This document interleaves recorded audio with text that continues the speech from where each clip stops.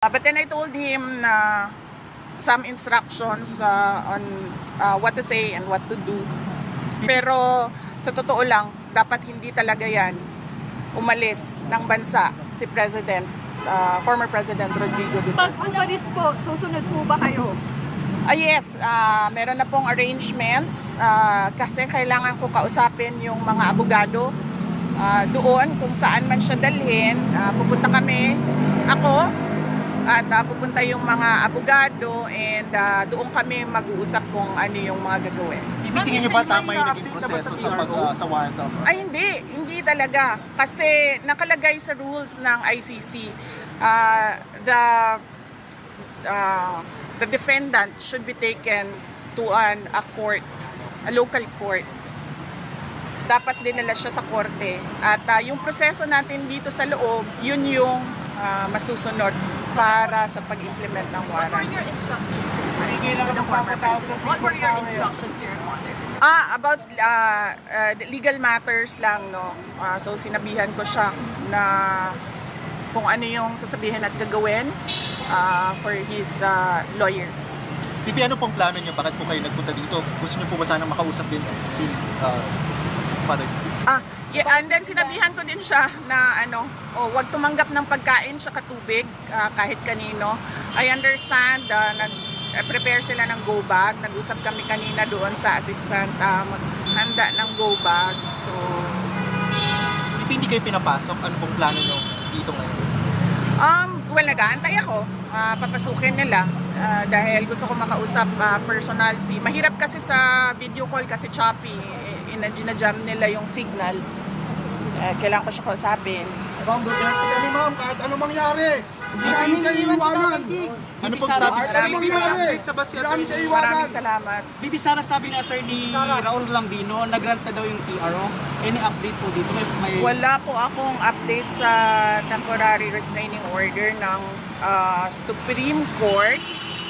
But as I said, lahat ng mga tao dyan sa loob ng base at dyan sa airport, kung Pilipino ka, hindi ka papayag na ginagawa ito.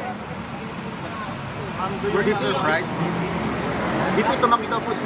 Were you surprised by this scenario, or is it something that you expected?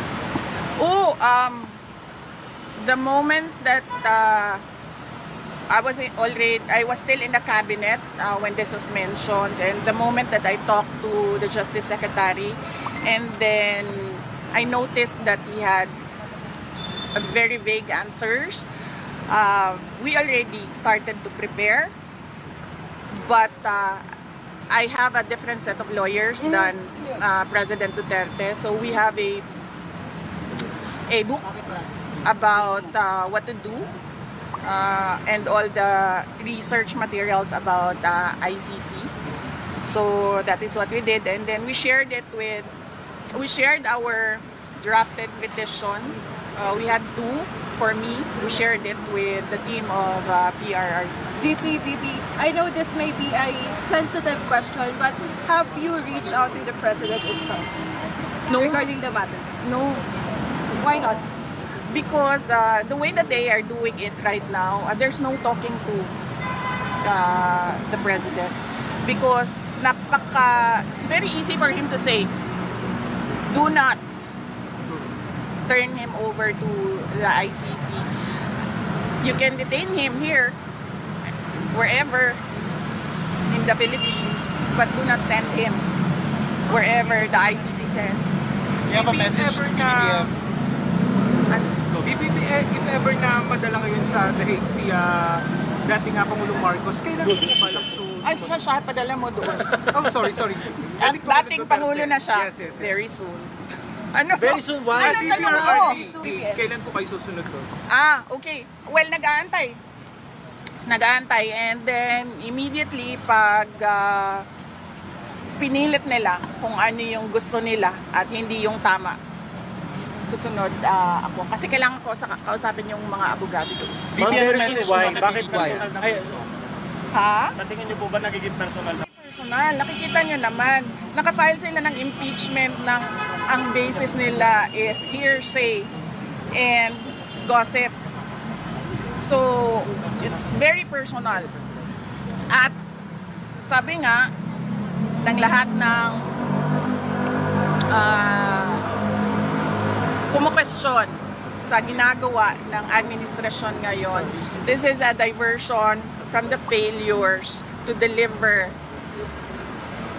good governance and decent public service Message niyo po to the for Filipinos.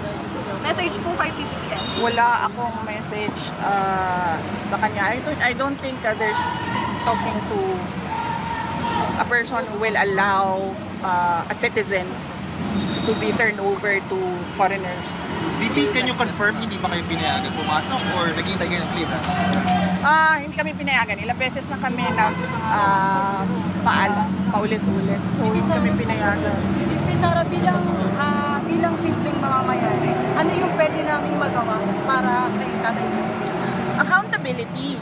Transparency and accountability from the government. Tinatanong natin kung anong nangyari sa PhilHealth, diba? Tinatanong natin kung anong nangyari sa budget, diba? Nagulang sila nakikinabang. Huwag nilang ilihis yung usapan sa mga gawa-gawa nila na mga Makikinabang. Tama yun. akusasyon. Tama yun, ma'am. What's your message to the